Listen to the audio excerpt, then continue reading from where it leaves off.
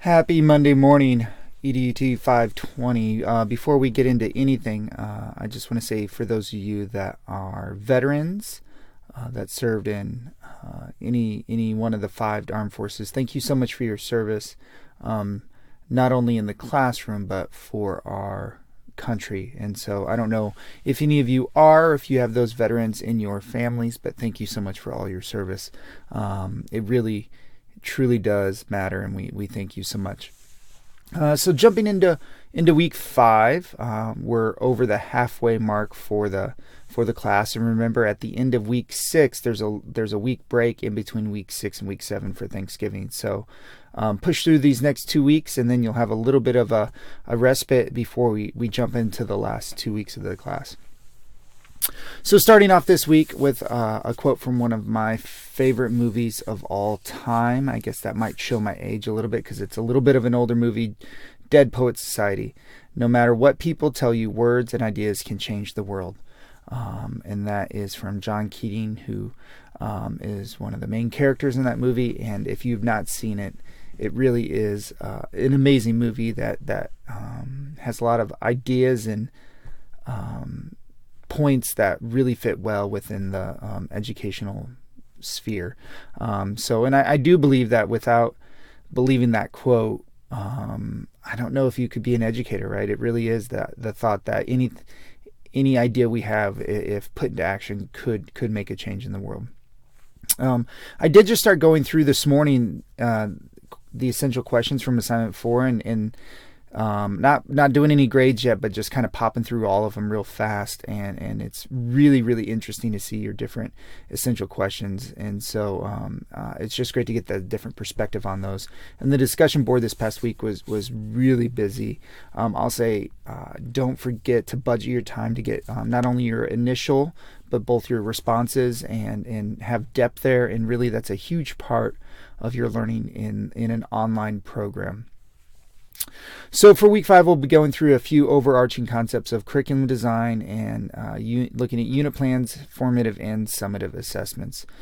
So you have 2 reading areas this week, chapter 7 in the book, and so it goes for about 40 pages or so.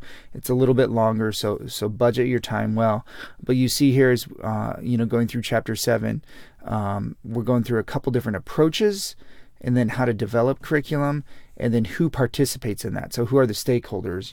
There's not just the students and the teacher, there's administrators, there's district office people, there's community members, there's industry members. So that is kind of a lost part of curriculum design, is the people that are participants within that design.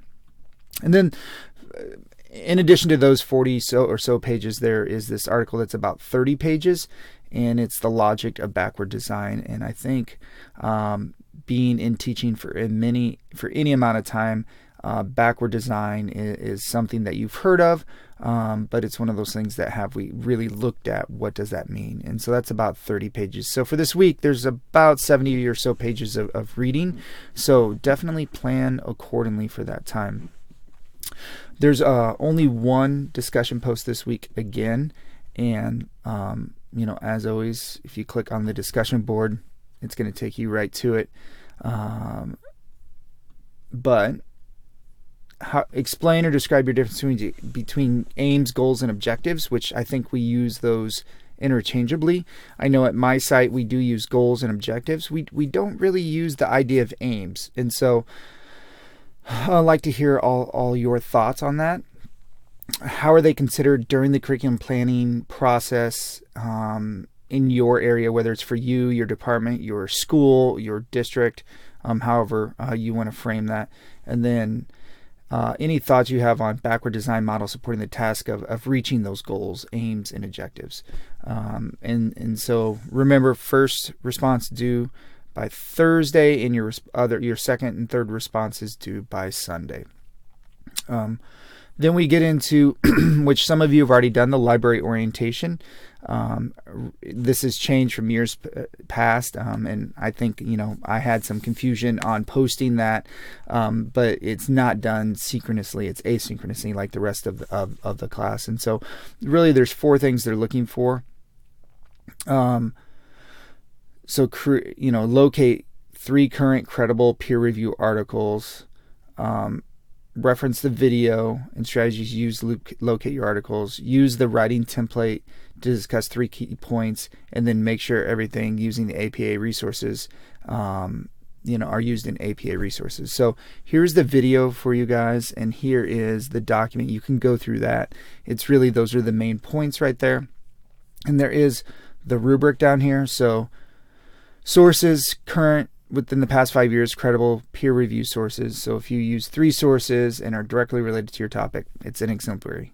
If you have 3 sources but some of them are older, it's in the average side of the rubric. And so you can go through there, and that's really seeing what they're asking for there. And then your discussion post, of course. Looking ahead to assignment 6, backward designs unit plan, which is going to build off of the essential questions that you turned in today. And then you're also going to look at chapter 8, and there's a video on curriculum design. But let's pop over just so you guys kind of understand.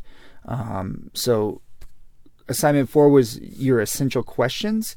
Assignment 6 and 7 are going to use those questions. So you're gonna start designing a unit. So assignment 6 is designing a full unit, and assignment 7 is the assessment plan for that unit.